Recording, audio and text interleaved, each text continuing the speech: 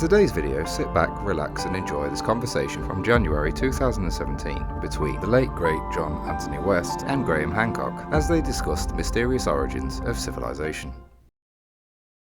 Ladies and gentlemen, Graham Hancock and John Anthony West.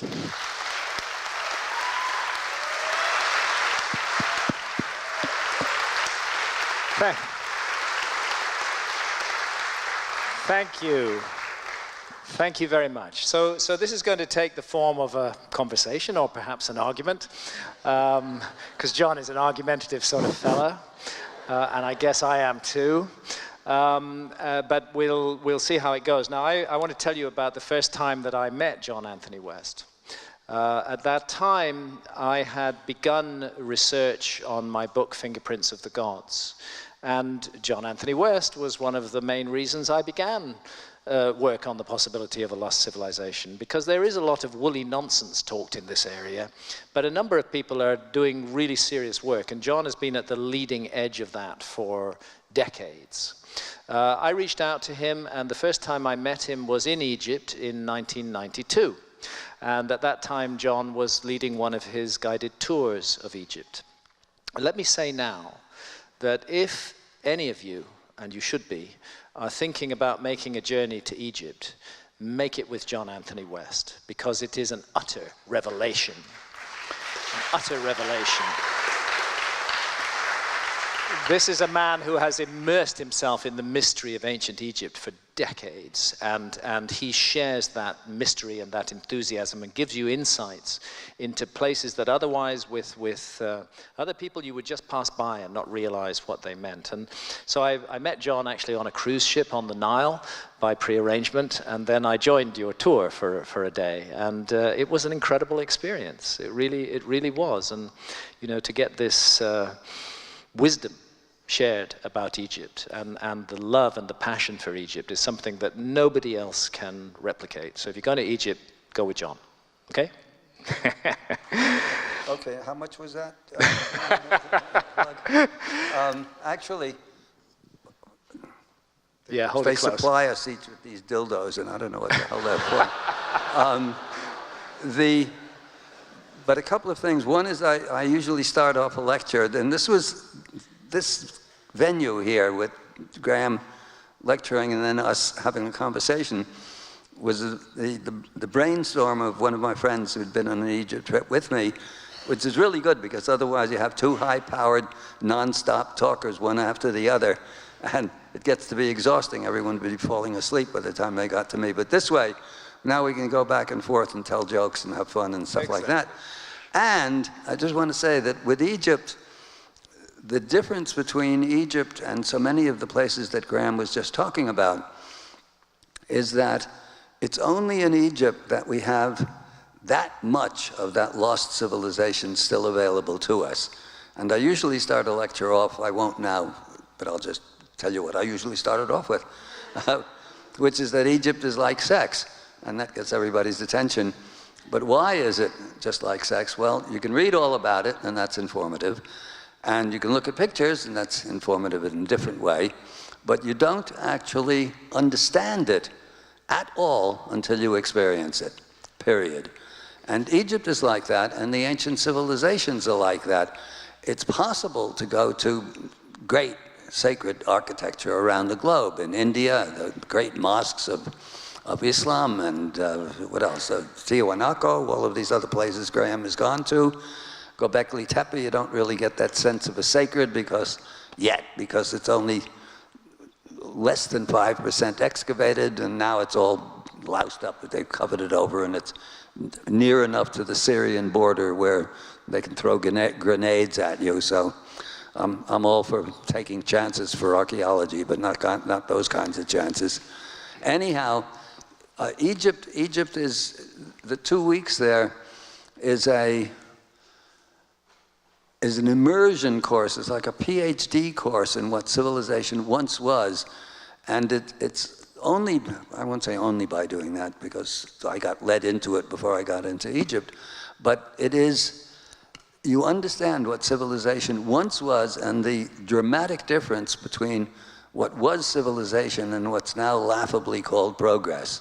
And it's only in Egypt that you can get that. Nowhere else. I mean, everywhere else has a temple here and a monument there and so forth and so on. But nothing on a day-by-day, hour-by-hour basis that gives you that. So if you think this is a plug for taking my trip, it is.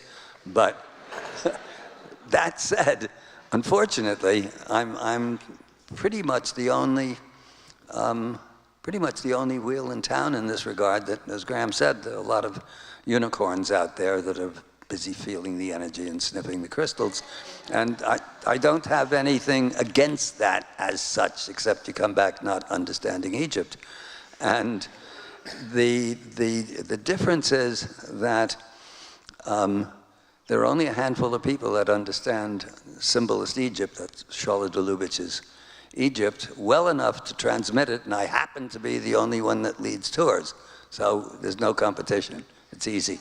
All you need, anyway, all you have to know is that not to listen to the prostitutes of CNN or NBC or Fox or anything John like that. has these wonderful phrases that he coins: the prostitutes, the quackademics. And the quackademics, yeah. Well, I started out not as a scholar. I'm a scholar by default, actually.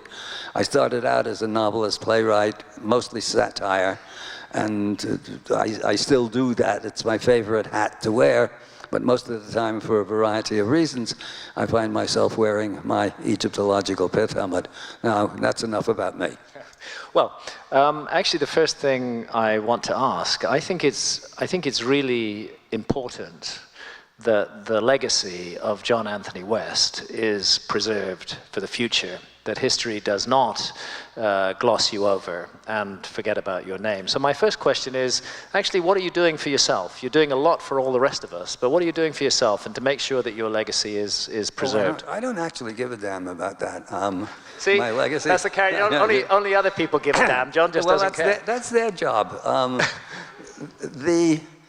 Who is it you had up there that was regretting that it took them so long to get recognized, that there was no one left to gloat over? Oh yeah, Jay Holland. Yeah, well, yeah. I figure I'm still around for a while. Yeah. And even if I outlive them, not by that much, and apropos to what you were talking about, and the last few times I've heard you, Graham, is that we're close. It's getting close now. Yeah. I don't think they feel the heat yet. They don't understand the situation. I sometimes tell them that when they get certain kinds of opposition, it makes me feel the way I imagine a cannibal chieftain must feel watching a boatload of missionaries approach. I salivate. Yes. And another image I came up with, it's like they are living like a little town in Russia around 1220, and every once in a while this crazy horseman comes wheeling in a cloud of dust, out from the east, telling them they better pay tribute, because in a couple of years this wild man is going to come and tear down the walls and ravish the women and murder all the men, and he wants tribute right then and there, and they just send him on his way. And 3 years later, the great Khan is at the gates, and that's exactly what he does. So in a very real sense, archaeology, even though they may not know it yet, are under siege. They're facing Genghis Khan. They don't know it, and I'll be around to gloat. So John, you've written two books that I'm very familiar with, which is Serpent in the Sky and The Traveler's Key to Ancient Egypt. Right. And again, another plug. The Traveler's Key to Ancient Egypt, forget about all the other guidebooks to Egypt. The Traveler's Key to Ancient Egypt is the book to go around Egypt with, and it was the book that I went around Egypt with on my first journeys, and I'm eternally grateful for that. Any other books in the works? Any other thoughts? Well, the other one that I've just published, which is edited by me, it's not written by me, but it's apropos your talk, actually, what you didn't get into, and which is more my province than yours, is the philosophy behind this. Because, yes, ancient civilization, it's very nice and all of that, and it's really good to know that what we call progress is what I call shiny barbarism, but it doesn't, that in and of itself does not tell you what a true civilization is. And a true civilization, my own definition, is is what occurs when people, not everybody, it can't be everybody, I don't think the universe is constructed in such a way that everybody participates in at that level, but when enough people understand that they're here for a purpose, and that purpose is spiritual, for lack of a better word, or divine, for lack of another better word, it's only then that a civilization arises and replaces barbarism under whatever name, smartphones, dumb phones, whatever the hell they are. All of those things are quite unnecessary. What's necessary is something that anchors you to a true philosophy. And that's the very interesting thing about this new book. You know it. David was on your the author of the month. And this is a good friend of mine who financed, actually, our own trip to Göbekli Tepe a few years ago. And then was working, he was a Christian pastor, but a very unusual Christian. He actually practiced it. Very rare. It's about as rare as an open-minded scientist, or still rarer, a visionary billionaire with a conscience. I haven't met any of those yet. But anyway, David was a pretty rare bird. And he was doing all of this very careful scholarship on the NDE, the near-death experience. There's a lot of material that's been written on them by people who have been through that tremendous experience. And without going into a long palaver, he was collecting a lot of information. And I was saying to him, we were good friends, but not that close friends, and at a distance. And I was telling him, David, you got to make a book of this. He was going at it in a particular way of systematically David Solomon, yes, that's right. Systematically going at it in such a way that it wasn't just his personal experience, he had his own kinds of personal spiritual experiences, but it made sense of it in a kind of way, and my sense of it was sort of like with our work, we're on the cusp. It's close now. Yeah. Anyway, David was putting all of this material together and said, well, I'm not a writer, I'm going to do it. And then all of a sudden he was a Tai Chi, apart from being a Christian pastor, he was a high-level Tai Chi practitioner and a bonsai master. He'd studied bonsai, that wonderful Japanese way of torturing trees into being works of art. But even David got me understanding more about bonsai. That's how I always saw it from the outside. We said, no, the tree has to allow itself to be treated that way. Very interesting philosophy. No, really, not getting this time. Anyway, David then started losing his balance and he was a physical, guy. And a Tai Chi practitioner, and that's dependent upon balance. And he started losing his balance, and the upshot of it was that he was diagnosed with a glioma it's called. It's what Ted Kennedy died of, with a 100% fatal brain cancer. And then he realized that he had a mission, that he was doing all of this work on NDEs, but he needed a writer. He was an excellent and meticulous scholar, but he wasn't a writer. Being a writer is something else again. So he drafted me in, and I owed him a big favor anyway, but I also recognized that this was something that was missing, as it were, from the philosophy, the spiritual philosophy as expounded by, I'm in the Gurdjieff Society. That's one way of expressing it. It's not the only way, but all of the great traditions, religious traditions, spiritual traditions, have this as a background, and the experience, as it were, the NDE, what that actually is when you look at enough of them and understand what they are, it's not a hallucination, which the quackademics would have us believe, because they want to make sure that everybody thinks the world is as meaningless as they experience it. And it's not. We don't have to buy into their rubbish. And the NDE is actually a few moments of grace, of something over and above what any spiritual discipline or experience can give to you. In other words, it comes from out of the blue, and it happens at the point of death, or that can be one time at which it happens. And the power of the NDE, in the way that David puts it together, is that it's understood that this is available to all of us. We don't know about all of us, actually. I mean, David doesn't get into that. There are some really malevolent people. Do they have it too? Does Dick Cheney have it? Or Donald Trump? I don't know. I hate to think so, because I'd like to think that there is something like divine justice. But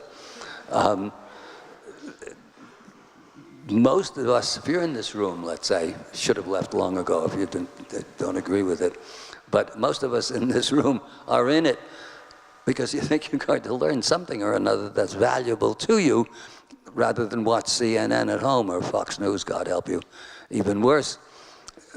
So David had all of this material, and I helped him put it into perspective. But in the doing of it, I realized that this was the sort of thing, not necessarily the thing itself, but it's the sort of thing that could tip the balance, that's readily accessible.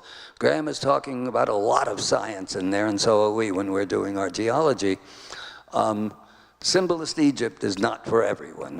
Gurdjieff is not for everyone. The hard-nosed, hardcore Zen and Hinduism and Islam really is special stuff. But this NDE experience is something that if everybody understood that was in store for them, even if it were at the end. Of course, those who don't come back to tell the tale don't come back, and you don't know what their experiences are. So there's a lot of spaces left there, but it's the sort of thing that everyone, I would say everyone, can resonate to. Everyone can resonate to, and I have had a near-death experience myself, so I totally resonate to it. You have, yeah? Yeah, I was almost killed with an electric shock, and I left my body and Oh, really? and saw myself from up Really? above. Yeah, Oh, absolutely. I didn't know that. I didn't get the tunnel of light and the relatives saying, you know, it's not your time, but Right. I left my body Yeah. and at the age of 17, and it made a profound impression upon me, which has lasted to this day. Which has that kind of experience. You're absolutely right. That kind of experience multiplied out. Enough people speak about this. It brings the whole materialist, reductionist paradigm down in ruins. That's right. That consciousness cannot be an epiphenomenon of brain activity. Right. There's something else deeper going on. Right. Yeah. And that's, I mean, a thing that we talk about all the time from various either scientific or philosophical standpoints, but not that experiential one. Yes. And that's why I felt it was worth taking a year and a half out of my life to work on that book with him. And he died just as it got published. He was a Christian. He prayed that he be given enough time to get the book out, and that's just what he got. And the book is called? The book is called The Dead Saints Chronicles. The Dead Saints Chronicles, yeah. Great title.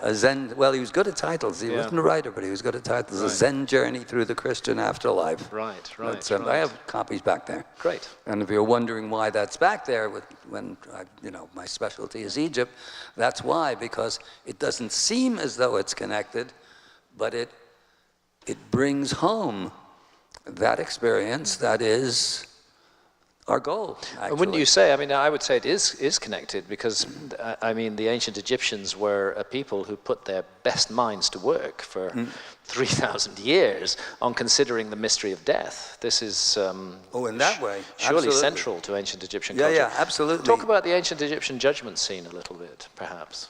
Well, yeah, I mean, this becomes the whole of judgment. I mean, in Christianity, it's there too, but in a simplified version, yeah. When you die, you get tried in the great court of Osiris. Your heart, which is the seat of conscience, and now, in fact, it's very interesting when scientists recognize what everybody else knew 4,000, 5,000 years ago.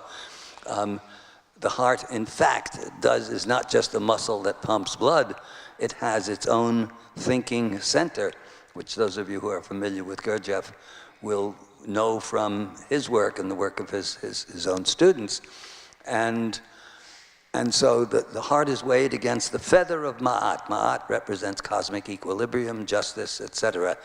And if if the heart, then it gets complicated, if the heart has to be lighter than that feather for you to pass on to the next stage, which is probably reincarnation.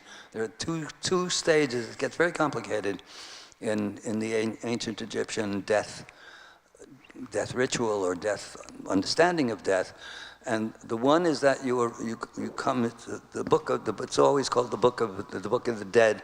Its technical, its actual translation is the book of coming forth by day. It's the book of new life, which I take to be reincarnation. And then there's a second path as described by the genius with the unpronounceable name, R.A. Shwala-Dulubich, as the path of Horus, and Horus becomes the Christ, and the whole thing, Egypt slides into Christianity almost seamlessly, minus the science. The science mostly gets lost along the way, and even there, if you read the right books and you look into it from a particular angle, you see that even the science was never entirely lost. And there's the sense in that judgment scene. It's not as moralistic as it sounds. There's the sense that we've been given a precious gift to live, and to live in a human body. And what have we done with it, actually? What did you do with that? That's one of the things I get from the Egyptian. Well, yeah.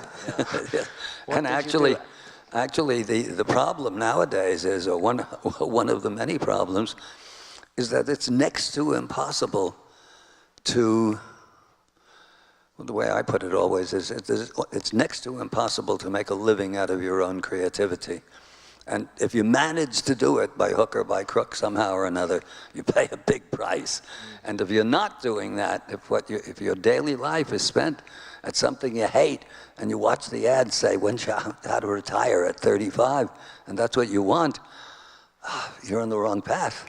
But given what we have facing us, I don't know if I talked about it the last time we were on there with the 5 cowboys. You know, everyone knows the 4 horsemen of the apocalypse, right? Those who don't know about the 4 horsemen of the apocalypse, raise their hand. Everyone knows, or some people are shy. Anyway, the 4 horsemen are are war, that's it, war, pestilence, famine, and death. And actually, if you stop to think about it, that's kind of peculiar, because the only one that would seem to be under human control in any way, shape, or form is war. And the rest, more or less, are beyond our capacity, and death will come to us all. But I have the 5 cowboys of Apocalypse 2.0, and they are, in turn, and not necessarily in that order of awfulness, capitalism, patriotism, democracy, technology, and entertainment. This makes me lots of friends, as you can imagine, in the Crocodemic Society. Anyway, it is next to impossible to escape. It is next to impossible to escape those 5 horsemen, or 5 cowboys, I should say. And bearing them in mind is useful, because you can see where they're in control in one way or another, and controlling your life and mine and everyone's. Incredibly mind-controlled world that we live in. It's subtle, it's clever, and it's everywhere. And it's malignant. And it's malignant. Absolutely malignant. Yeah. And it separates us from spirit, and this surely is one of the great lessons that ancient Egypt has to teach us. Yeah, and the other civilizations as well. So really, this is an interesting, thank you, Jonathan, an interesting way of doing this, the venue, because you present the ancient civilization, or the bones of it anyway, and the ongoing work, and the very solid ongoing material that we have to work with. And then when we talk about it, we put it in context without me doing the Egypt side of things. This is good. I like this. Well, let's get into this. I mean, I associate you more than any other individual with the quest to rewrite history. That's what you're all about, as far as I'm concerned, and you've been right there in the front lines for a very, very, very long time. But Don't remind me. How did it start? Where did it start for you? Started early, actually. I was never one of these genius kids, you know, that you watch these tiresome little creatures on television. Every week there's some 8-year-old kid who's standing on his head playing Beethoven's violin sonata while he's eating an ice cream cone. And you never hear of him again, thank God. And some other tiresome little girl, 8 years old, singing Verdi absolutely perfectly. So I was never one of those. But what I was, in retrospect, I was psychologically precocious, and I knew at the age of 13 or so, which is a long time ago, that I'd been born. How old are you now, John? If you care to share that with us, how old are you now? You know perfectly well how old I am. And I'm not telling. 84. You got a ways to go to catch up to me. 84. Anyway, yeah. I understood that I'd been born into a lunatic asylum, and it was very, very lonely. And by the time I was 19, I knew what I wanted to do. I wanted to be the little boy who says the emperor has no clothes. And I did that to my own satisfaction. I started out writing novels and plays and scripts, and successfully in that they were published or produced, mostly anyway.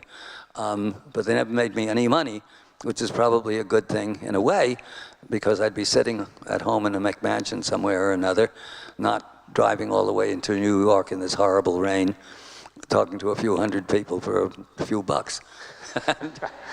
But seriously, that stayed with me. And then I learned, to my dismay, that being the little kid, I wrote a story. What was it? I forget where it's published. Was it Nova? That was the magazine put out by Guccione in the 70s. Good magazine. And it was called The Emperor's New Clothes Continued. And it's what happens when the emperor gets back to the palace. And all of this, the wheels of empire are put into motion. And everybody gets together to prove that the emperor's new clothes are real.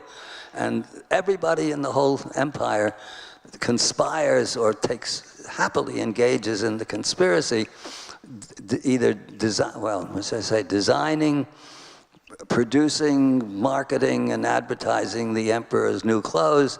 And the little kid is, by a philosophical ruse, which is absolutely a testament to what modern philosophy has become, is declared a non-person who doesn't exist and therefore cannot be disproved.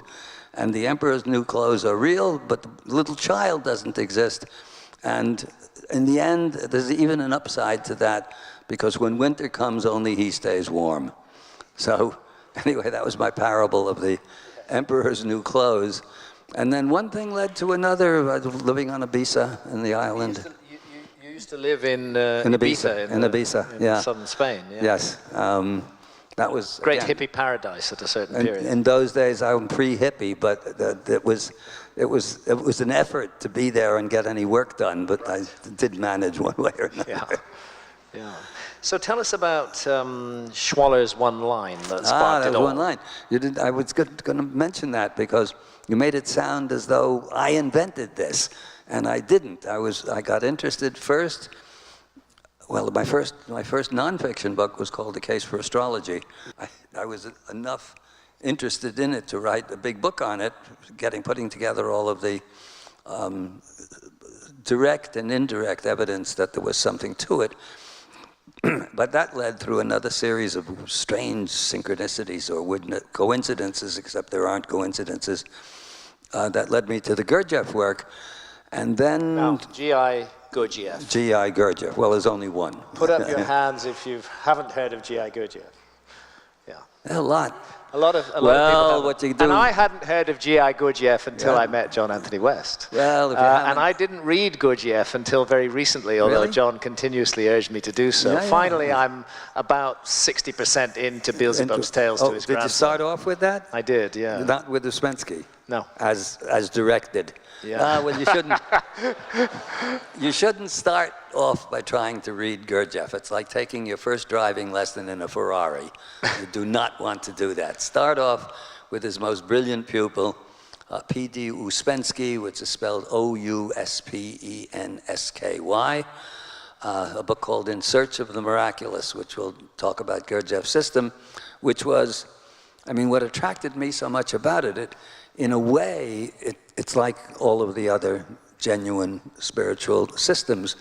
The difference is that it was designed to be practiced in the lunatic asylum, and I knew a lot about the lunatic asylum. Gurdjieff called it the pain factory. It is not for everyone. It just plain isn't, but it's maybe for more people than, given the number of people that raised their hands not knowing about it, and half of the others were just ashamed to do that. So that's a lot of people who had never heard of Gurdjieff. But the difference was when I read him first, he was the only person that I'd come across posthumously. He died in '49.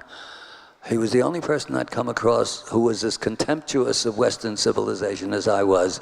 The difference was that he knew how to live in it, and I didn't anyway, not very well. Yeah. And I spent much of the last 40 years, I guess, learning to live in it reasonably well. Or anyway, Learning to live in the lunatic asylum of our society, really. Without being one of them. Without actually being a lunatic, yeah. So anyway, that led me, 9 years in Ibiza had gotten all ruined. And I knew that when I got there. I could see it happening. And to begin with. And I had a novel published, which is almost a film on a couple of occasions, but it wasn't. And in doing the first scholarly book, the Case for Astrology, I came across the work of this amazing Frenchman with the unpronounceable name, R.A. Schwaller de Lubix. And it was his work. I could tell. I had to learn French in order to read the book, and then travel all the way across London every day, because it was the only copy I could find was in the British Museum library, where you couldn't take books out. So I had to go there to access it with the dictionary by my side. And at the end, I could understand Schwaller well enough to transmit it. That's the Symbolist Egypt that those of you who come on my trip, which this would be about 20 trips, I guess, worth of people there. Everyone's going to come on a trip. This was Schwaller, and Schwaller was talking about ancient Egypt and their belief, I would say not belief, but understanding, that their civilization went back much, much, much further back into the past. And he wrote a long essay on this, based mostly on the Greco-Roman text. That's around the time of Caesar and Jesus. And he went into all kinds of texts and so on, and built a case for the probability, the probable reality of this older stage of Egyptian civilization. And then at the end, almost as a throwaway line, he said, oh yes, and of course, in French, he said, the Great Sphinx of Giza shows unmistakable signs of aquatic erosion, water weathering.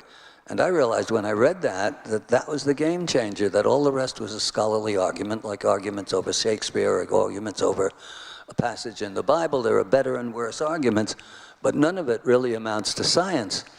And I realized that this was, if you could get the backup for it, this could rewrite history in and of itself, because here was arguably the greatest statue on the face of the earth, and perhaps even more to the point, the temples on either side of it. And by now I'd been to Egypt, or anyway, I'd done a lot of study. And the temples alongside it, which are built of stones, the ones that, the sort of stones that Graham was showing, but these are whole temples full of them, still in reasonably good shape. And these stones weighed 75, 100, 150, 200 tons, slotted in. If I can just add to that, the Sphinx is excavated from solid bedrock. The core body of the Sphinx was created by cutting a deep trench around it in the bedrock. But that trench in the bedrock of the Giza Plateau. They didn't waste that. They took the material there and they cut it up into just enormous blocks of stone, certainly many of them in excess of 100 tons, and they raised them up in front of the Sphinx. So we can say that the Sphinx and the temples do date from the same period. And then here's Schwaller saying water erosion on the Sphinx. So I could see that this was all going to fit together if somebody was, if I could find the geologist to verify that the Sphinx was weathered by water. And I had plenty of clues to that, but I'm not a geologist and nobody would listen to me. So it took a long time. And how much time do we have? We have an hour. Oh, you got plenty of time. This is a fun bit of the story. Finally, I got friendly with a guy who taught English at Boston University, who had been teaching English at the University of Cairo in Egypt. And there he'd got acquainted with Symbolist Egypt and my work and Schwaller. And we were having dinner one day, and he said, is there anything I can do from my academic position to try and get more people interested in Symbolist Egypt? And without even thinking twice about it, I said, sure, find me an open-minded geologist to look into this whole Sphinx theory. And then I laughed, and he said, what are you laughing? And I came out with my line. That's when I invented that line, that finding an open-minded scientist is like finding a fundamentalist Christian who loves his enemies. And he said, wait a minute, wait. So he wouldn't tell me the name of this. He said he's young, but he's got he's got 4 technical books already published. And you don't handle, you stay out of this. You're too incendiary. Let me handle this. Years went by. And a couple of years, I'd keep asking him, well, he's very cautious. He's interested. He wonders. Anyway, then finally he said, well, listen, he's up for tenure, so he doesn't want to do anything. I can't tell you his name, but then I realized, of course, if you're up to tenure and they think you're, as soon as you say lost civilization, everyone thinks, in academia, everyone thinks, the A word, and Atlantis. So I understood that was the case. Finally, he was actually up for tenure, and then he said, okay, so he said, let's do a talk at Boston University. So we arranged that for faculty and friends, and I said, okay, I will do that. So we did that, in fact, and that went over quite well. Some of the faculty were shaking their heads, and a lot of the students thought this is pretty cool. And long and short of it was that finally we rustled up a few pennies and got him over there. And initially he just couldn't believe, because it was so obvious that it was water weathering. Let's just say a bit about Robert Schoch. So Robert Schoch is a professor of geology at Boston University. Geology, geophysicist, PhDs in both from Yale. So it's about he's super qualified and also open-minded. And he was one of those who was open-minded. Well, you had to prod him a bit. And in fact, when he first got into this is another point I wanted to raise with you. When we first got into the Sphinx enclosure, and I'm not sure if we got in there legally or used what works even better in Egypt is a bit of bakshish, and got ourselves in there, and he looked around, everybody else sees the Sphinx, this enormous, unbelievable, brooding statue, looking out at the horizon, and everybody normally sees the Sphinx, not Schoch. Schoch saw the rocks, particularly of the enclosure wall. And he said, wow, he said, these rocks look like they're hundreds of thousands of years old. And then said, don't quote me on that. And which I wouldn't for years. I would keep that quiet, actually. But that was his educated, PhD'd, geological, geophysical reaction to the enclosure wall of the Sphinx, this fantastic eroded surface. And one thing led to another. Finally, we would under false circumstances, as it were. Anyway, we couldn't use that as official to break the news. And so we scratched together a bit more money, and now when I go into this, it'll somewhere in an autobiography. You can imagine how easy that's going to be to write, because I can just ramble on forever and just take out the uhs and the ahs. And we scratched together enough money, and we got permission to go in there and use the seismographs, and we didn't get permission to use. Did that permission involve Zahi Hawass? That sure did involve Zahi Hawass. Yeah, this is going to be called the Book of Boris, actually, Right. because between the two of these guys, I mean, if I get an opportunity to do this as a film script, it's going to be a great fun, because it makes Raiders of the Lost Ark look like the Boris Roman. was Boris Said. Who Boris, was there that's with you, right, yeah. the famous Boris Said. But, so Zahi Hawass actually gave Genghis Khan the keys to the Sphinx then? That's right, he actually did. Yes, he did. And now we're okay. Yeah. Zahi and myself, we buried He's the a hatchet curious long character, ago. yeah. Very curious character, as you know. Yes. And anyway, so then we broke this news because now I had Shock behind me, to the GSA, that's Geological Society of America's annual meeting in San Diego. This was '91.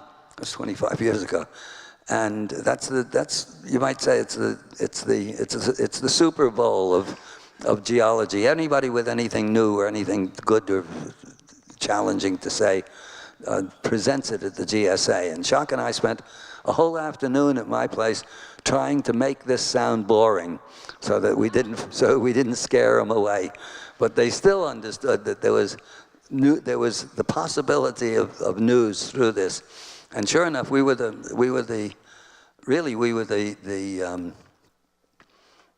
hit of the show. I mean, with the New York Times and all the scientific magazines. I remember the massive coverage. Yeah, I mean, we hadn't even met then yet, Yeah, but yeah, it was Sphinx huge could be coverage. much older than experts say. That's and right, and that really pissed the Egyptology. Egyptologists off. Oh, they were furious about this.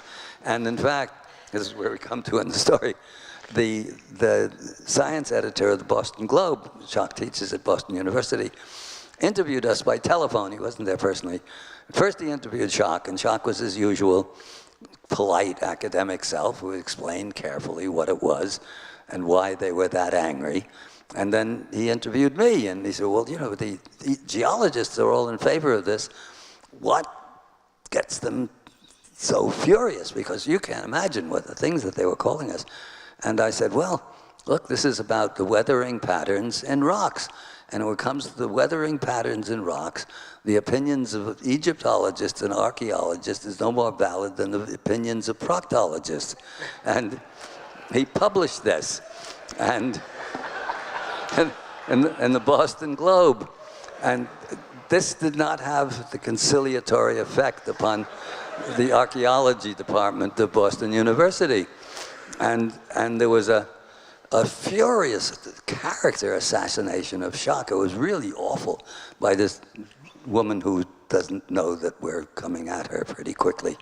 And she wrote this scandalous character assassination of Shock. And I said, you know, Shock, you can't let him get away with that. This is, okay, it's an in-house Boston BU paper, but still, you know, you can't let it get away with it. Oh, no, he said, let it slide, it'll pass.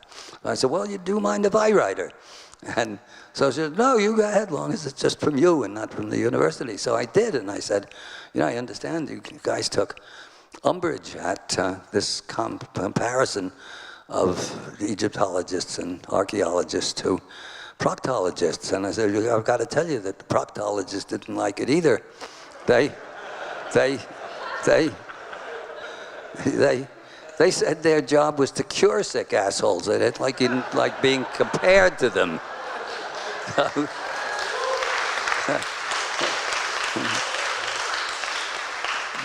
That's the end of that chapter, but it's not the beginning of the next chapter, which comes along sometime soon, I think. Well, I mean, if you're there, it's 1991, you're proposing that probably the single most famous object of the ancient world, the Sphinx, which we have been taught in schools and universities and the media that the Sphinx is supposed to be 4,500 years old, linked to a known civilization and culture, and suddenly you're saying, no, it's thousands of years older than that. Actually, that throws everything up into the air. It's not just a matter of the Sphinx. No. Everything we think about the origins of human civilization is questioned by that, and a lot of people have vested interests in preserving the status quo of the past.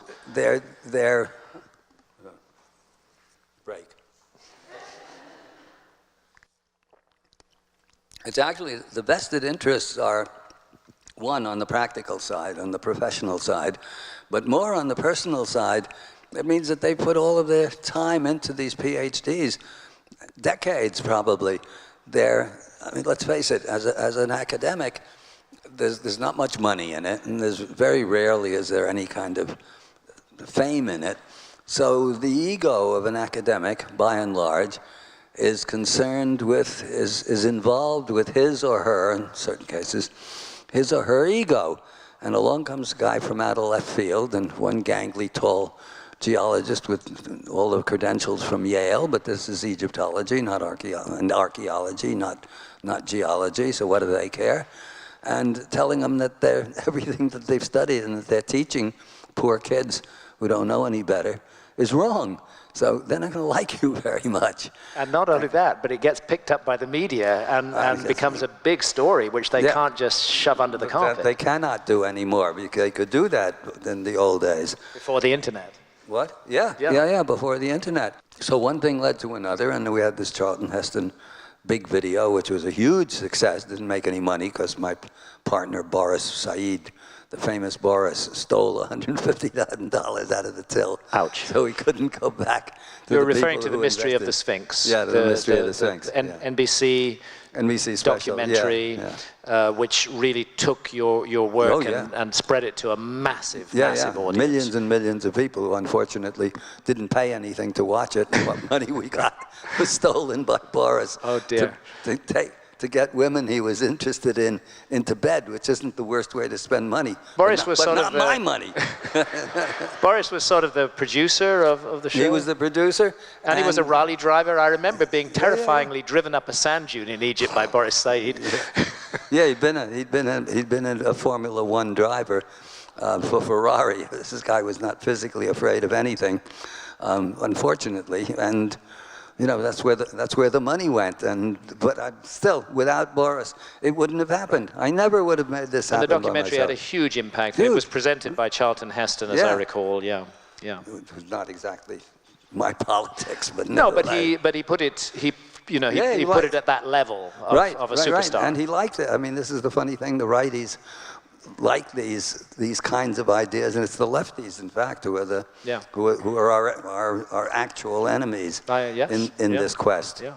Anyway, so that made the whole thing public, and it's been going on ever since. We've been collecting the evidence, and now Göbekli Tepe is the smoking gun, because they date at 10,000 BC or older. By the way, it is older, because this for sure didn't go up in one fell swoop, and the part that they've excavated is the lower part. Exactly. So generally speaking, when they're doing something like this, whatever they're doing first is the highest. Yeah.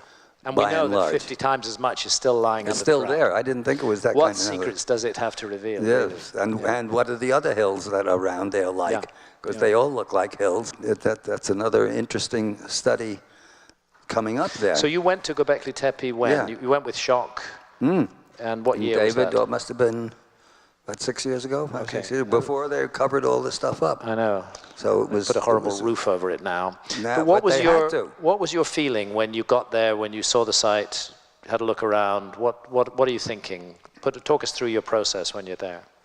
Well, that this was correct. I mean, there was no way in which it could be other than it was. The fill was the fill. It had been filled. You could see that.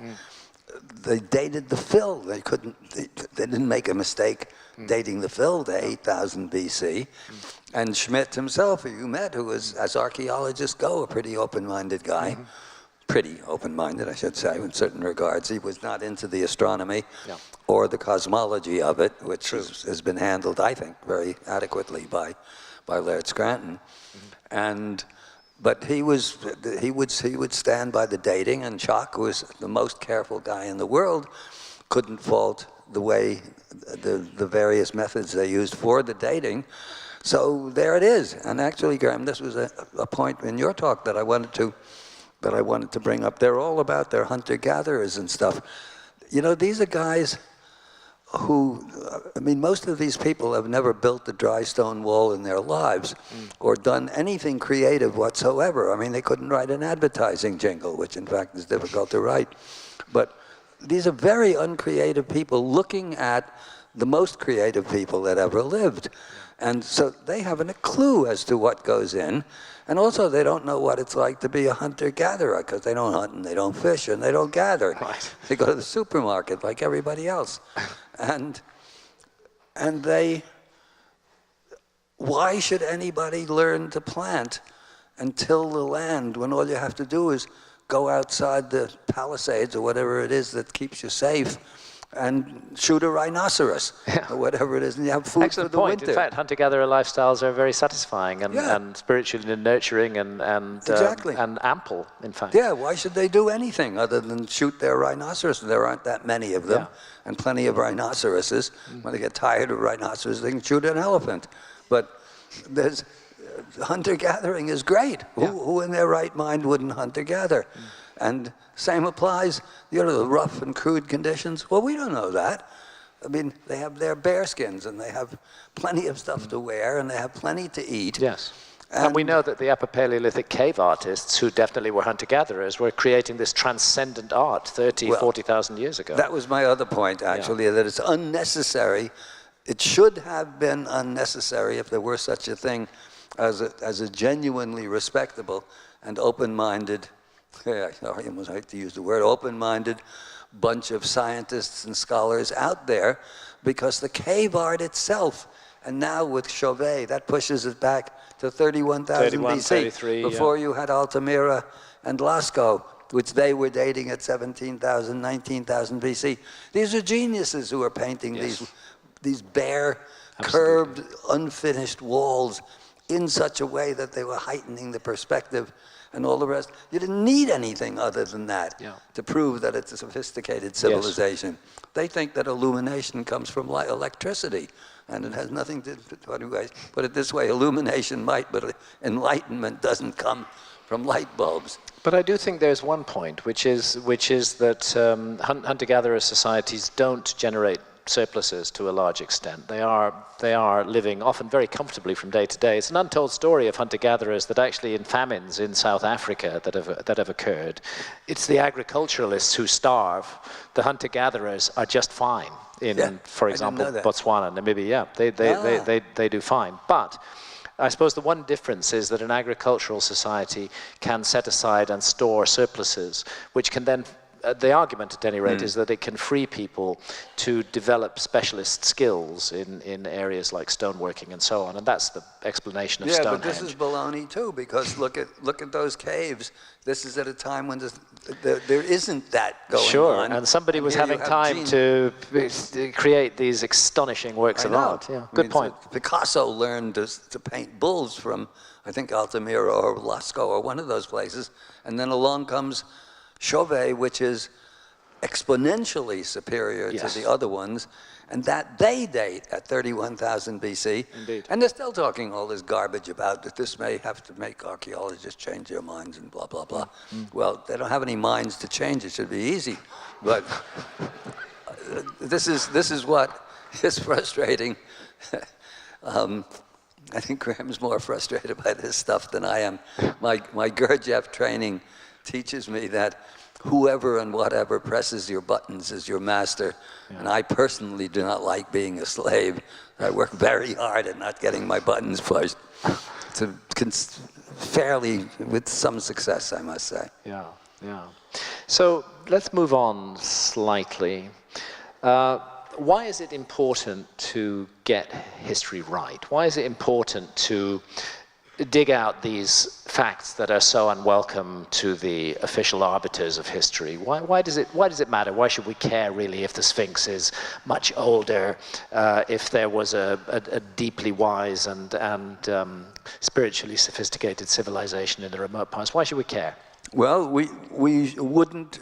There would be no reason to care if we had a civilization of our own worth calling a civilization. Right. But we don't. We have a fraudulent religion, which they call progress, and I call the Church of Progress, that is absolutely pernicious both on the personal and on the cosmic level. We're in the process of destroying ourselves with all our stupid-ass technology and getting nothing for it. I mean, the five cowboys explain it. Practically everybody, even in this room, will be spending much of their time, I bet, doing stuff that does not in any way enhance or feed your soul or anything other than pay the rent. I take bets on that. The number of us who manage to actually make a living out of doing what we want is very small. And usually, as I said, it's great cost. Yeah. So that's why. Otherwise, if we had a civilization of our own, no, why bother? Then it's just an academic question. But if you could pick the lessons, what can we learn from ancient Egypt? And I agree with you that ancient Egypt is it's one of your famous lines that ancient Egypt is not a development; it's a legacy. Yes. So they are bringing down knowledge from a remoter past. But what would be the key elements of that knowledge which we could apply to our society today and somehow make things better, if that were possible?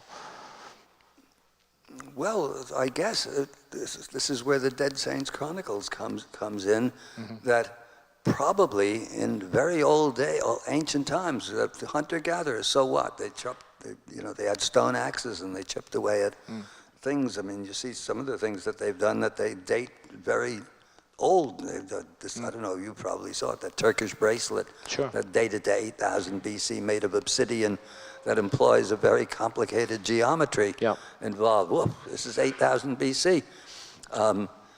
And what we're talking about then with these ancient societies is that they're probably, when they talk about the Garden of Eden, it's probably not a physical place.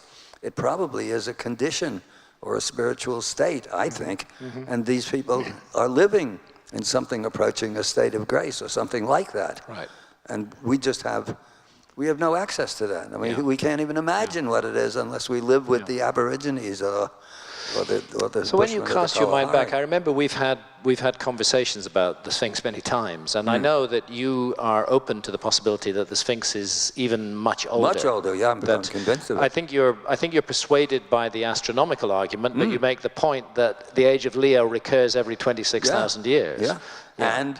And the Egyptian texts themselves, the Palermo Stone and the Turin Papyrus, that talk about these earlier periods and give the regnal years of these supposedly mythical kings. And when you put them all together, which is what Schroller did, you get 36,000 years, so we're closing in on an earlier age of Leo. Right. Shock's initial reaction of, wow, these rocks look like they're hundreds of thousands of years old. That's not from a guy who exaggerates much. I mean, that's from a cautious guy just taking a look at this. Yeah. So this is one of the things really that we want to do, is to get together a panel of geologists to go over and study that, which we've never had. We've never had the opportunity or the money to get the permissions. Now we think we can get them, because now Schock finally, 20 years later, has his own university agreeing that maybe he's worth supporting. So not in money, so I don't have any money, but in terms of prestige, all of a sudden the university is saying to hell with you to the archaeologist, right? And is being supportive. So maybe, but what's at stake is, as I said, is philosophical and immaterial, as it were. It's not that it's going to help us make more money or anything of the sort at whatever it is that we do, whatever our jobs are. It's that it changes the whole way you approach your day on an individual and on a collective basis. Sure. That there's something worth striving for, that just isn't the mortgage or the the payments on the car, but that is, for lack of a better word, soul fulfilling and soul expanding. Yes. Something of the sort. When you consider this, at the heart of this is a notion of a lost civilization. But listening to you now, you're making very valid points about hunter-gatherer societies, that they rightly and properly also deserve to be called a civilization. But when you look back on the notion of a lost civilization, are you envisaging something technologically advanced in the way that we regard ourselves as, certainly? Are you envisaging a complex, structured, urban-based, the whole suite of things that are associated with the word civilization today? Or are you thinking along hunter-gatherer lines? Clarify your thinking on that. Both, actually. Both. And one doesn't, as you pointed out, when you had the rainforest Indians, and who's to say that we're more civilized than they were? It's what goes on inside them. Yeah. Really. Exactly. So, and you could also, we're so used to seeing it manifest in terms of buildings or what we call sophistication, but it doesn't have to be that way.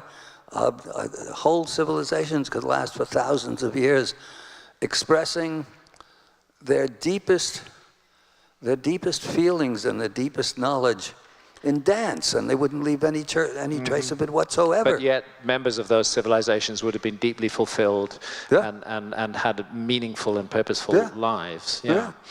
But then, if we consider the Sphinx, and we consider those 100-ton blocks that are shifted in front of the Sphinx and turned into two extraordinary temples, that surely involves something other than just manpower, or what? What does it involve? What does it come to? I don't know.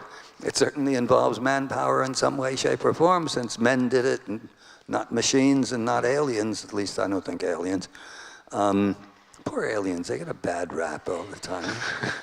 About aliens. Yeah, let's go light on the aliens. Yeah, I mean, I know some people who I think are aliens. They're nice, and I like them. I just don't think they built the pyramids or the Sphinx. I don't know. Whatever impels them to do that at that stage, we're now talking, right? We're talking at least 10,000 years ago, maybe more, prior probably to the Younger Dryas. We're talking about what's going on in Ice Age times. And they're wheeling and dealing around these huge blocks. I mean, maybe it's just they're having fun. Seriously. But doesn't it imply some kind of, to use the word, technology or something? And are you open to the notion that the ancients had perhaps a different way of manipulating matter than we do? It almost seems a prerequisite, because it doesn't seem possible with anything that we know about moving and cutting stones to do that. I mean, you were talking about not being able to put a piece of paper between blocks of stone, bigger than that piano. I mean, a lot bigger than the piano, and you can't put a piece of paper between them. Well, it raises more questions than it answers, because A, how did they do this? That's a complete mystery. And then, why did they even want to do this to that level of perfection? That's another huge mystery. I mean, really, the more you get into these things, the more wonderful the mystery becomes, because at first you don't get it. I mean, unless you've even if you've studied a lot and read a lot of the books, you can't get it till you see it in front of your nose. And then almost every day you're looking at things and say, well, God, how did they possibly do this? And then this question hard on its heels is, why would they want to? And it's something probably analogous to it that's commonplace. I mean, why does a runner try to run, kill himself to break 0.2 of a second off so that he's faster than the other guy?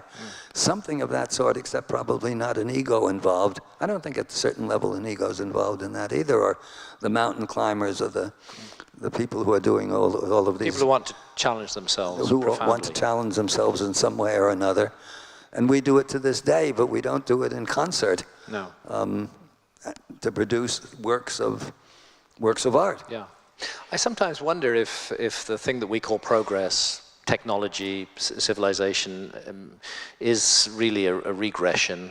That there are faculties of the human mind. I'm getting a bit woo-woo here, but psi power, which we talk of telepathy, telekinesis, these kind of things. Perhaps they are native faculties of the human mind, but perhaps they've lapsed with this huge technological imposition that we are so grateful for, but at the same time enslaves us. No, I'm 100% agreed with that. Yeah, I think that's the case. Yeah. Actually, a couple of funny little stories. Schraller talks about, I don't know if it was his experience or not, or it was Marcel Griol.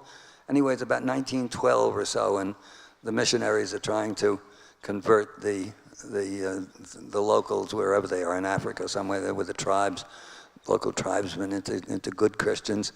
And he tells the chieftain, tomorrow, look above. He knows that there's a plane scheduled, a mail plane to go overhead, and you'll see flying men.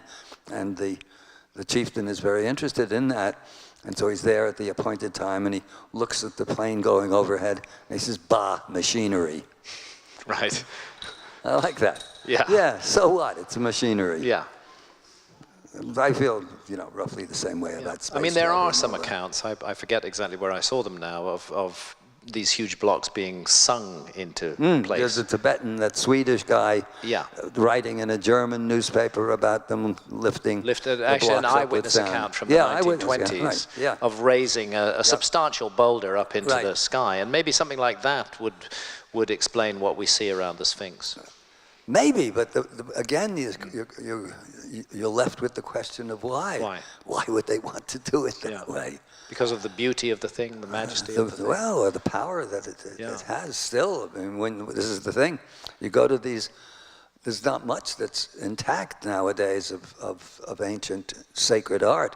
But when it's more or less intact, as it is in Egypt, and it is in certain the mosques and the temples of India, and you've seen enough of it and your things, that these things connect you to something higher within you. And maybe they built these, maybe it was in a way, I'm just ballparking it, but maybe it was their way of counteracting a descending force. In other words, a kind of a Setian force that was making them more material, and this was a way of spiritualizing that very proclivity, that pull toward the material. Maybe. You've spoken of symbolist Egypt as given the flood of technology and the very real possibility of modern civilizations literally imploding and self-destructing, you've spoken of symbolist Egypt as a kind of ark that can carry us forward through that flood. Take that a little further. Let's hear more about that. Yeah, I think one of the lines that symbolist Egypt is the blueprint for an ark. We're not going to mummify pharaohs again, or have pharaohs, probably not, or any of those other things that they did have. But the principles that are embodied in their so-called gods, who are not gods, they're principles, and the interaction between them is their mythology, which is full of astronomy and astrology and all sorts of things like that. And so it stands, I would say, as a model. In other words, if they could do it, we could do it. Mm-hmm. But we'd go at it in a different way, and we'd do different things. But let's say the motivation would be the same, which is to access those higher powers that we do, in fact, have within us. And to reconnect to spirit. Yes. Yeah. I would think so, just as your ayahuasca and mine, ayahuasca experiences. Yeah, I do talked that. John into going and doing some ayahuasca sessions in Brazil. He didn't have to do much talking, actually. No, I didn't. Off he went like a rocket. Yes. And so this whole thing,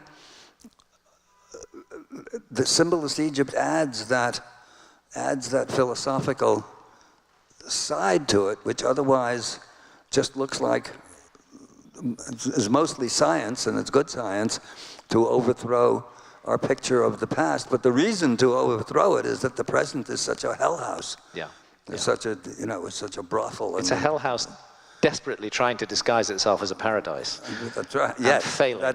That's actually pretty good. That's about what it is. Yeah. So that actually adds. I mean, there's a reason for doing all of this, and it's not just to make fools of all the academics, which is fun in its own right, but it doesn't lead anywhere all by itself. But it's important to, it's very important as far as I'm concerned to disempower them. Yeah. Because Very they have a important. stranglehold Yeah. on how people should think. I think Yeah. this is the main problem. And it's something that we don't always realize clearly, because it seems a universal good to have an education system and we're taught things, but actually from birth, really, or certainly from the age of 1 or 2, actually from birth, we're being channeled into particular lines of thought, Yeah. which automatically constricts and limits our potential to think otherwise. Yes, and the purpose of school, once you know, they drop the axe on you and they make you go there, is designed to stifle your creativity. The first things they cut when they're looking for budgets and stuff like that is to cut the creativity out, cut out the arts and concentrate on this stupid economics and finance and phony science and all the rest. Victor Hugo talked about the strongest thing in the world. What is that? Yes, well, he said there's one thing stronger than all the armies in the world, and that is an idea whose time has come. Sounds great, and it is great, good line. But what Victor Hugo didn't think of, and probably didn't occur to him, is one, the idea whose time has come is not necessarily a good idea. Fascism is an idea whose time came, and it's still lurking around the corner. Even worse, the second strongest thing in the world is an idea whose time has not yet gone. And that's what we're dealing with on a daily basis, on a minute by basis, because all of the armies in the world, literally or de facto, are enthralled to or are employed to or are pledged to defending the idea whose time has not yet gone. That's our problem. Yeah. And if we don't realize that, we got a problem. There's a lot, there's a lot of the new agey stuff out there. You rub two crystals together and we're all going to be one again. Easy, well, we're not all going to be one again. Not without a lot of work. Yeah. From a lot of people. So there's this, it's kind of a battle of ideas in a way between the idea whose time has come or should have come and the idea whose time is not yet over. And I think you and I have found ourselves frequently in the firing line of that. Yeah, well, we put ourselves there, I don't mind. Yeah, we volunteered for it. We volunteered. Yes. Yeah. And if we live long enough, our time will come. Yeah. So do you sense this, that there is a real shift underway, that things are altering? I do. It's a bit difficult. You have to be careful about this, because here we have everybody here and they're all enjoying themselves. At least most of them are, or they're too polite to leave anyway. But they seem to be enjoying themselves.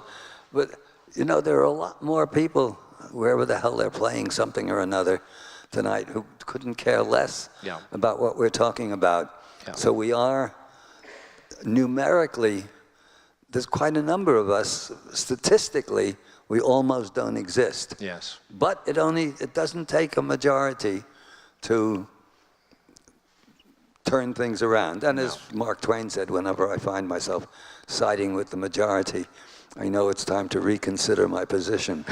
This is one of my favorite quotes. Great piece of advice, actually. Yeah. So, but it seems to be turning, or could turn. It needs you might say, it's sort of Uncle Tom's. It needs its Uncle Tom's Cabin moment, where a single book, at least this is the legend, really brought on the whole Emancipation Proclamation and the Civil War, which is a horrible war, but which nevertheless did turn things around to a certain extent, anyway, at least here in Dubfuckistan. And Dubfuckistan, that's another John West. No, that's not yours. Not my original one. Okay. When Bush stole the second election, somebody published a map, and I tried to find out who it was, and I couldn't track it to its source.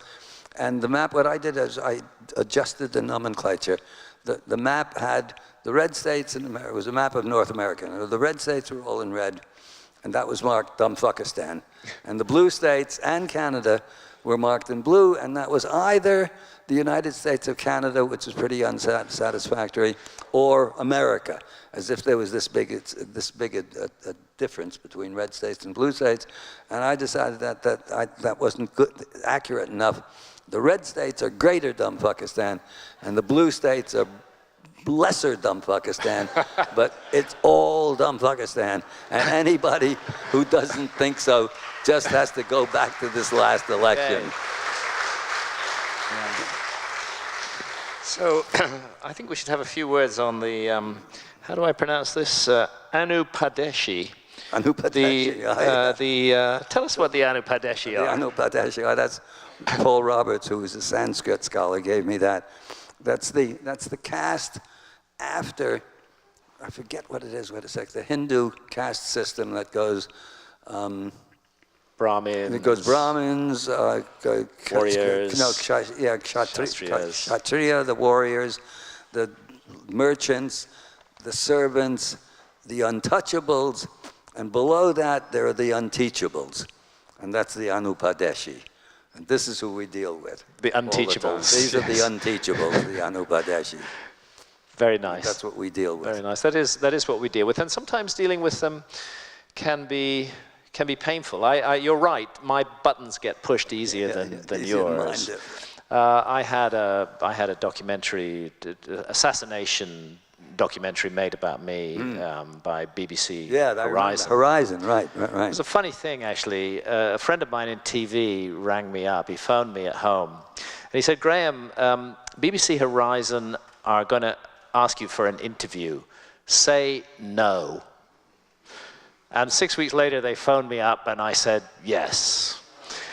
But I didn't take account of what can happen on the cutting room floor. And that was just a huge stitch-up, and it was deeply, deeply unpleasant. And it hurt me badly, actually. I kind of slumped for a while after that. I've never really seen you slump, and I know you've taken a lot of pretty heavy blows as well. Yeah, well, I see, if you have satirist genes, this stuff is, as I said, it's like the cannibal, the boatload of cannibals approaching your island. Sorry, the other way, boatload of missionaries approaching your island. I see it all as an opportunity. Yeah. And now, I used to not see it as an opportunity because it was very hard to get the word out. But they can get to, okay, a bigger audience maybe, but I can get to a smarter audience and a big one. And so can you. Yeah. So there's no, and besides, if you let them push the buttons, if you let them push your buttons, you lose. You lose, yeah, absolutely. As simple as that. I'm trying to learn that lesson. It's hard to.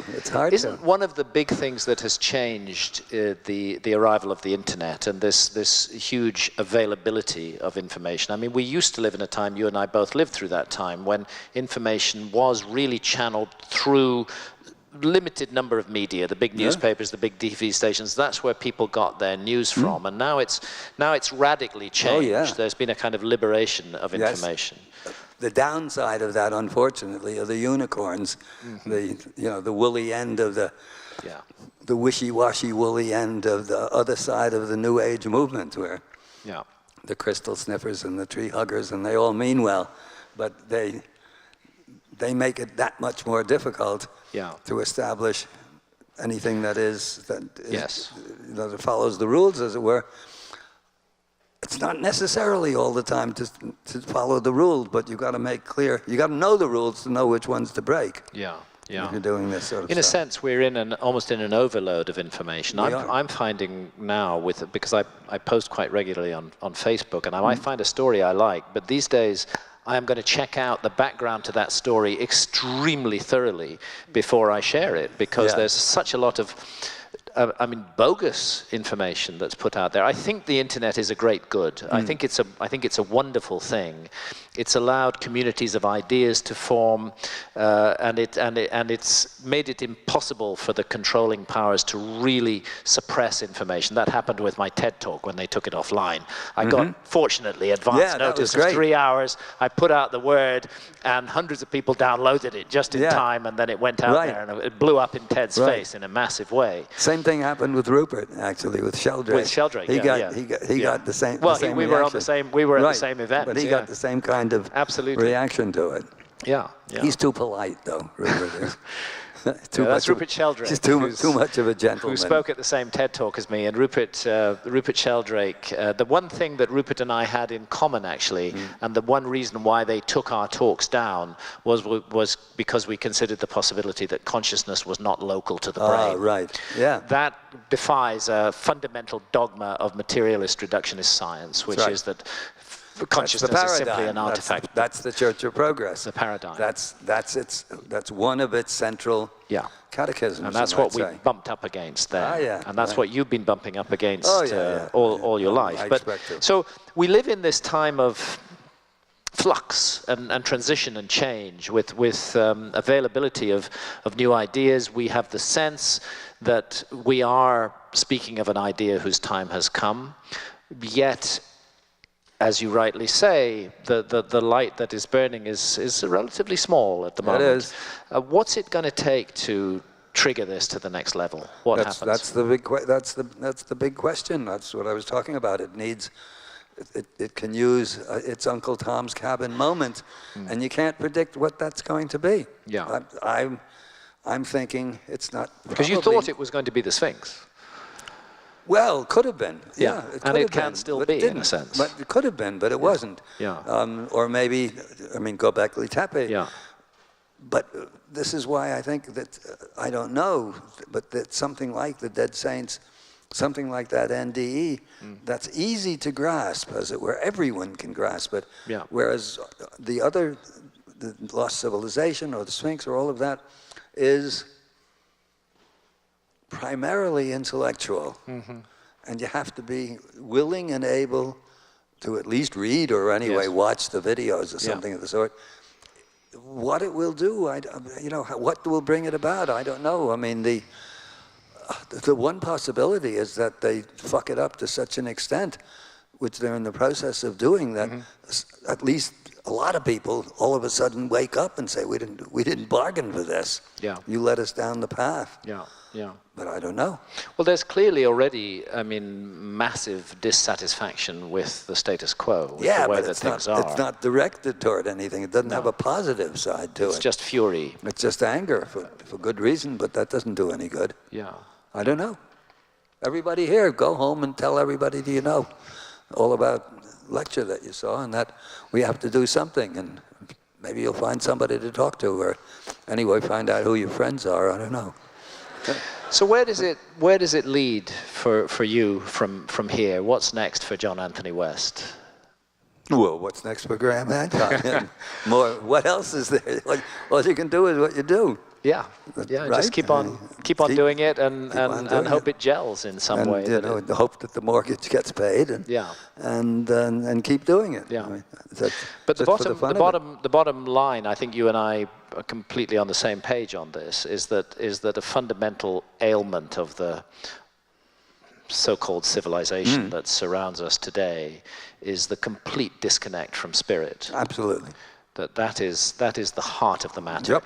And we're sitting, of course, in a church, but the mainstream monotheistic faiths aren't really, are they providing us with that reconnect No, to spirit? actually, they're part of the problem. Yeah. Because they are exactly contrary to what their own teaching is, particularly in the West. Yes. Look at these crazies who are running around talking about Jesus and stuff. Who would Jesus bomb next? I saw somebody had a T-shirt. And then I saw a T-shirt, somebody had that. Yeah, so they're part of the problem, and they're currying favor, often with exactly the wrong elements of science. I mean, the Pope was okay with Darwinian evolution or something quasi or Darwinian evolution. He was all for that. Or was it? Wait, one other thing. He was against something or another, but nevertheless, the virgin birth was fact. Right. Well, no, Pope, whatever his name is. Right. No, you can't say that. It's fact just because you happen to believe it. And that, of course, gains points when it comes to jerks like Dawkins and Dennett, and as I call them, the co-commandants of the latter-day Darwin Jugend. That's Daniel Dennett and Richard Dawkins. Yeah. Richard Dawkins, the author of The God Delusion and The Selfish Gene. That stuff. And all of that They crap. feed into those guys with that kind of commentary. Yeah. They have to be attacked Yes. right straightforwardly. Yeah. Jacques and I have an idea for a couple of books that we want to do, actually, but with me around, it's difficult. Organization is not one of my strengths. Yes. Anyway. A beautiful, adventurous spirit who has explored the world and raised fundamental questions that I think have touched everybody in ways some people don't even realize. Haven't touched Donald Trump. Haven't touched Donald Trump. Well, you never know. You never know. On this question of disconnect from spirit, we're approaching the time when we need to stop. But we agreed. We agreed that I would read a passage from the Asclepius. Yes, John suggested this, and it's from the Hermetic texts, and it's a text. These purport to be dialogues between the god Thoth, the god of wisdom, who the ancient Egyptians called Hermes, and his pupils. This is a particular dialogue. Sorry, the Greeks called him Hermes. Thank you for being polite. Jehuti, yes. Dialogues in which Thoth Hermes is in dialogue with certain pupils, and this is this dialogue with Asclepius, and it contains a passage called the Lament. And I think you chose it well, because it does actually touch on the core issue that we're raising here, that there is a vital lesson to learn from the past, and that people in the past knew we were already going wrong. They saw the track. So say something while I get my computer to speak to me, and I'll read this passage. I'm running out of ideas here. Never. John West never runs out of ideas. I don't run out of babble, but I do sort of run out. Okay, so I am going to type in my password. You remember that? I do remember it, yes.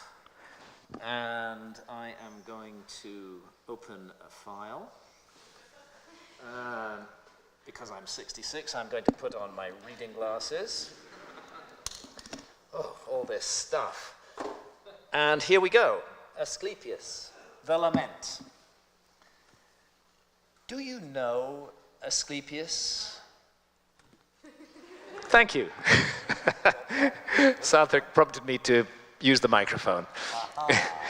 Yes. Do you know, Asclepius, that Egypt is an image of heaven? Or to speak more exactly, in Egypt, all the operations of the powers which rule and work in heaven are present in the earth below. In fact, it should be said that the whole cosmos dwells in this our land as in a sanctuary. And yet, since it is fitting that wise men should have knowledge of all events before they come to pass, you must not be left in ignorance of what I will now tell you. There will come a time when it will have been in vain that Egyptians have honored the Godhead with heartfelt piety and service, and all our holy worship will be fruitless and ineffectual. The gods will return from earth to heaven.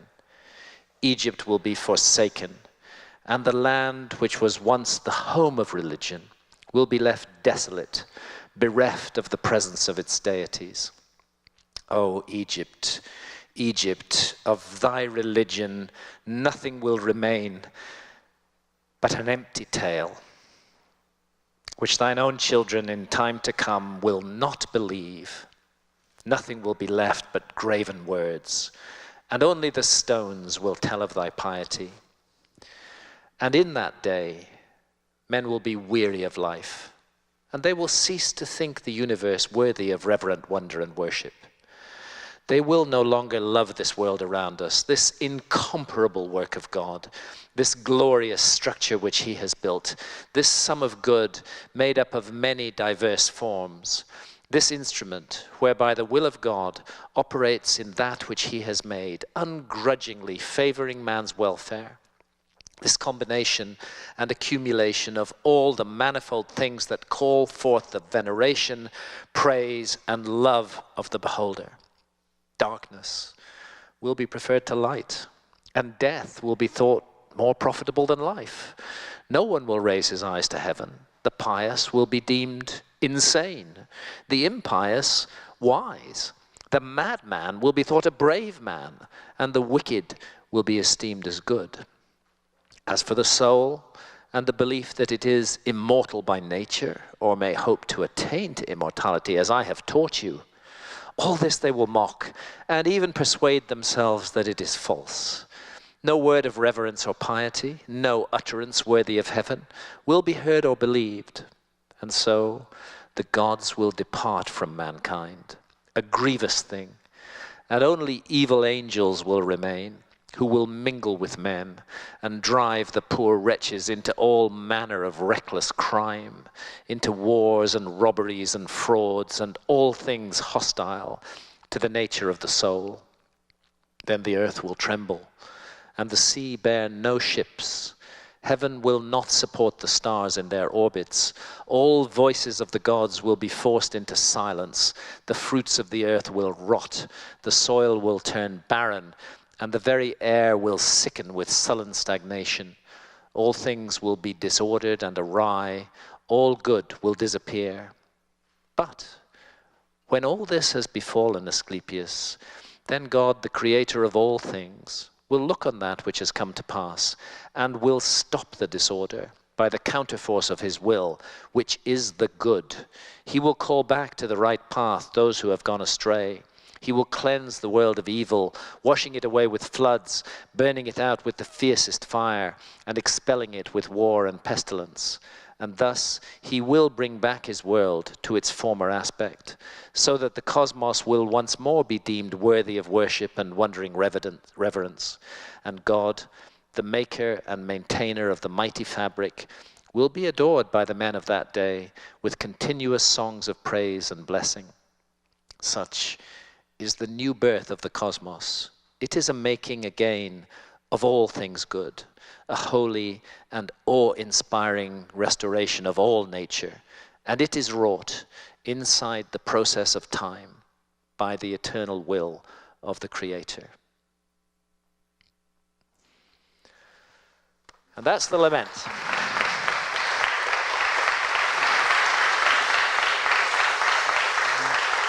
Yeah, that's worthy of sort of a concentrated study. Somebody should look at that. The ecological, environmental side of it is, I mean, unbelievable for 2,000 years ago. The quackademics like to think that it's foretelling the downfall of the Roman Empire, but it's much more than that. The reference to the stars may be an echo from the distant past that we're talking about, of younger Dryas, older Dryas, and so on. It's really, and it's a breathtaking piece of prose, I must say. Breathtaking piece of prose, really astonishing. Whoever penned that in the first place, I think it's translated from the Greek. Yeah. And that's the only one translation that's any good. I don't know if you read any of the others, but they all sound like, treatises in economics or something.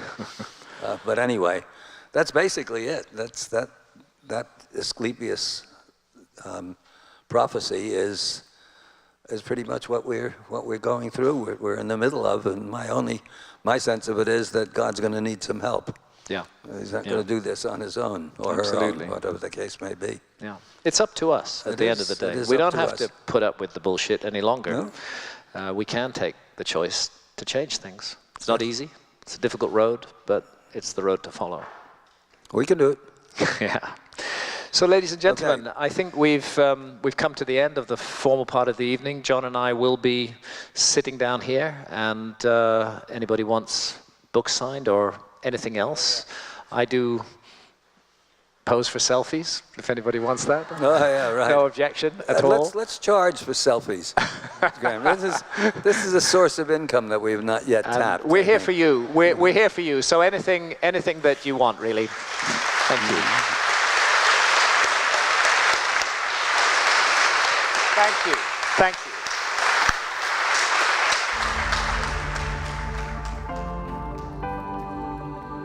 Well, there you have it. Why don't you let us know your thoughts in the comment section down below? And as always, like, subscribe and share, and click that bell icon to receive notifications of future content.